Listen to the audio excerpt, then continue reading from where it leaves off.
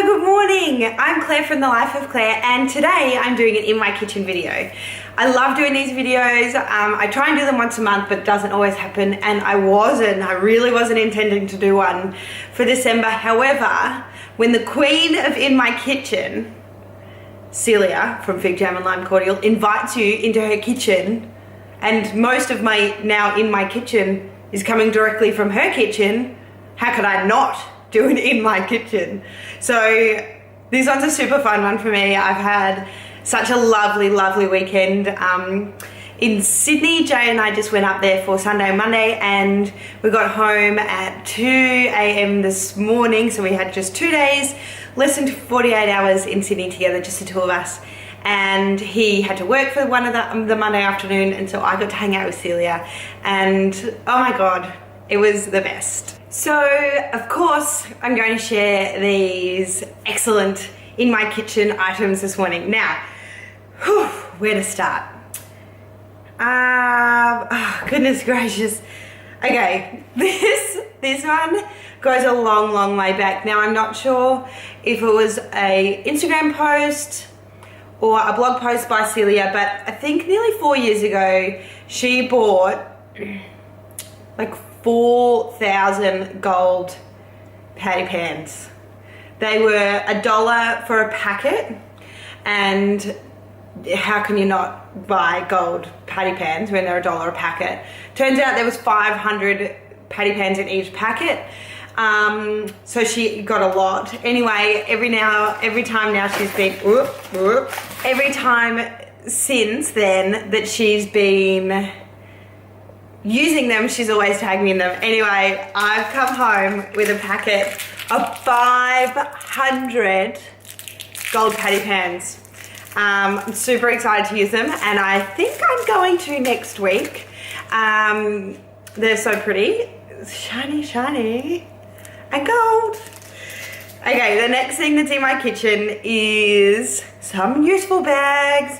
Now Celia wrote a blog post about these useful bags, and so I came home with a few of them. This little one was for Elliot, and he opened it up this morning and already loved it. It's a perfect little Elliot size one. Jay's going to Sri Lanka next week, and he's going to take this one for his phone and spare change and stuff, and because his favourite colour is orange and my favourite colour is red, and it's a really good size for my phone, which I treat terribly, but yet it still seems to survive, so it probably needs a little bit of extra TLC. The next thing that's in my kitchen is a whole kit worth of stuff for tempering chocolate. Now, I'm not sure if you saw, but I did have a go. I've actually had 2 attempts at tempering chocolate. Now, the first time, I think it worked fine. I'm pretty sure. I'm like 98% sure that it worked. Anyway, the chocolate was delicious. The second time, however, I burnt out of the chocolate. It went straight into the microwave. I put it on for too long.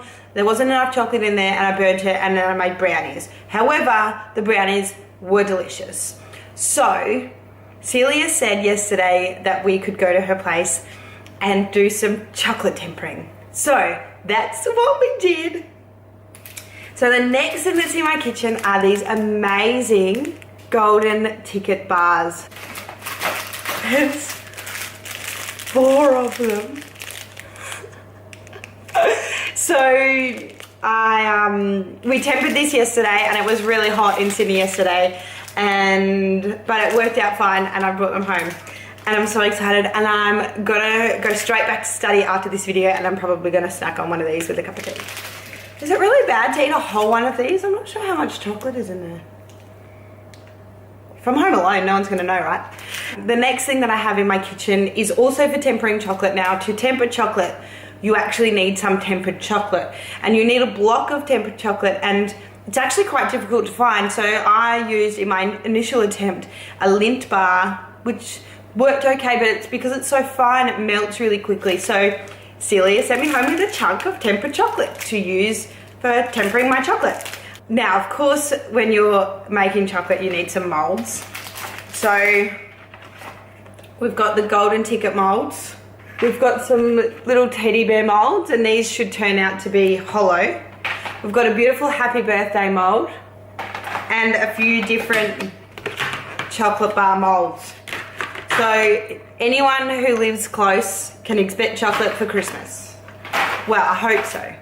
The last thing that's in my kitchen from Celia is this gorgeous little bottle, which is actually a gin bottle, but it's a beautiful port, and we sat down and had a glass or two, or three, I think, yesterday, and she knew that Jay would really like it and really appreciate it, so she sent me home with a tiny little nip for him too. And he's gone to work today. Gosh, after so little sleep, he's gonna have this when he gets home from work today. I also have a couple of things actually from in our kitchen. So a few cookbooks I picked up recently. Now I love Emma's cookbooks. I've got, well, I love her books, of course. Now I've got, and I use quite often, A Year in My Real Food Kitchen.